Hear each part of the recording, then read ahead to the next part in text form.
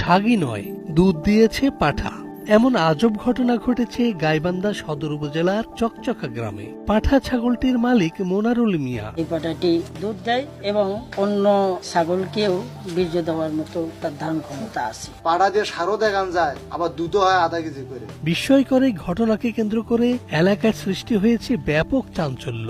জীবনও দেখিনি পাটা দুধ দেয়, সেই পাটা দুধ দিচ্ছে, এটা একটা আশ্চর্য ঘটনা। কি আল্লাহর ইচ্ছে। আমরা কোনোদিন দেখি নাই। পাটা দুধ দেয়, খুব আছে তো ব্যাপার। দুধ খাচ্ছি, খুব মিষ্টি। পাড়ার দুধ খুবই সুস্বাদু, অন্য ছাগলের থেকে এগুলো খুবই সুস্বাদু। আমরা খেয়ে খুবই আনন্দ।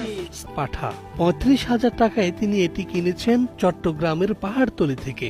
বাড়িতে আনার পর লক্ষ্য করেন পাঠাটি প্রতিদিন আধা লিটার করে দুধ দিচ্ছে। আমি গরুর ব্যবসা করি, হাউস করে এই জিনিসটা কিনে নিয়েছি। আমার বাড়ি নিয়ে এসে জাস্ট ভেব করে দেখি ওই বাদাম দুটা চাপ দিলে দুধ হয়, প্রতিদিন দুধ হয় আধা কেজি করে।